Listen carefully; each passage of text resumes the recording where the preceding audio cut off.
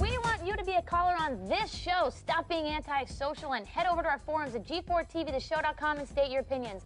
Whether it's the PSP, the DS, or the fact that you think your first cousin's really hot. We want to hear from you. Personal experience there, Tina? No, but you know, what you said about your cousin when you walked in the other day. I know. All right, guys, so let's get back to the topic of the day. We're talking about PSP and handheld gaming and the launch of that little device from Sony. Well, new hardware is nothing without killer software. Just ask the folks at Sega Dreamcast about that one. Ooh, right? Going in for the dick. I know, but anyways, the company that's supporting PSP with more games than anyone else at launch is Electronic Arts. And today we have a member of EA's PSP development team with us, James McDermott, to tell us all about EA's support of the platform. Now, James, you look a little tired. You were at the PSP launch event in San Francisco last night, right? A bit jaded.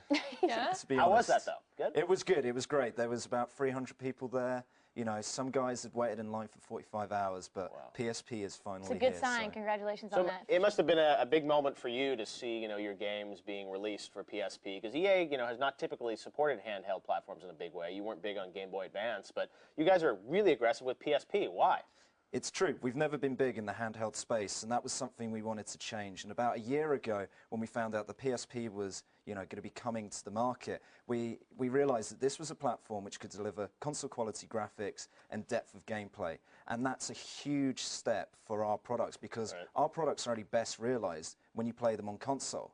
You know, a GBA just doesn't really cut it when you're playing Tiger Woods. You just don't have the customization or the depth. And the PSP allows us to do that. So, James, obviously you got a slew of games coming out. Now, you and Activision decided to charge $49.99 per game. Most other companies, $39.99. Why do you guys feel like it's okay that you charge $10 more than everybody else? Well, so I talked about, you know, console-quality graphics and depth of gameplay. Now, those are two areas we've invested in. On top of that, we've invested in a foundation of, you know, really capitalizing on the hardware feature set. Anything from Wi-Fi to party play, which we have, which is turn-based 4-player, and just reworking the console experiences on the platform. These are not port games, and so the pricing is reflective of that. And I have to say, to your credit, the sports games that you put out, definitely worth $10 more than the $9.89 Sony sports game. Ouch! Wow, we're just digging everybody. But now our message boards have obviously been like all abuzz with the launch of the PSP. But one of the complaints that we get a lot is that there's no original titles here at launch. You've just taken your major, you know, big players on the PS2 and ported them over. Sure. You know, what's the rationale behind that? The rationale is investing in our legacy franchises, the successful ones, bringing them over because we already have them established. We understand what the pros and the cons are of the console experience, and we can work that and adjust it to the PSP platform. Now, that's not to say we don't want to do an original IP. We do, and we're looking very aggressively at that. So, like what? Yeah, that's a great idea for what you got. Confirm or deny anything. All I can say is, you know, it's something that we're looking very carefully at, and we may have a few cards up our sleeves. So. And now, what's going on with online?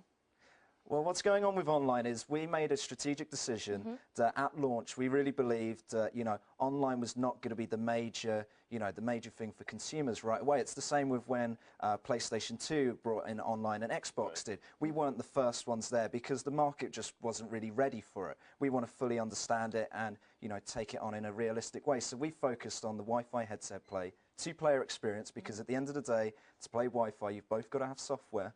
Not everyone may necessarily have the same game. Now, we've got the games. What game are you recommending people pick up as far as EA goes? You know What's your favorite game? You got one for everybody, yeah, right? Exactly. There is one for everybody. Oh, we don't, not the political answer. What's your favorite game? My personal favorite right now is NBA Street Showdown. Yeah. I just think it's got a huge variety of gameplay. It's got a lot of innovative pick-up-and-play gameplay modes like arcade shootout and shot blocker. It's just a really good PSP handheld. And that's not coming, though, until April, Till April, yeah. So you got to wait a little bit. Got to wait a little bit for that one.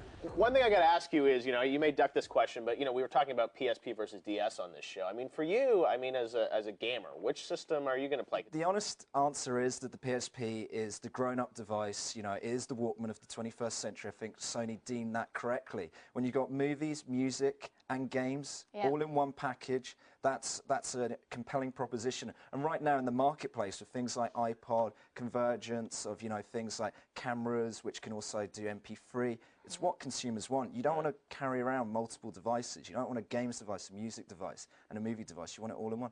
PSP delivers that. It's sexy as hell. It is sexy. NDS has great hardware functionality. I love the touchscreen. I think it's great and works really well for some of the games.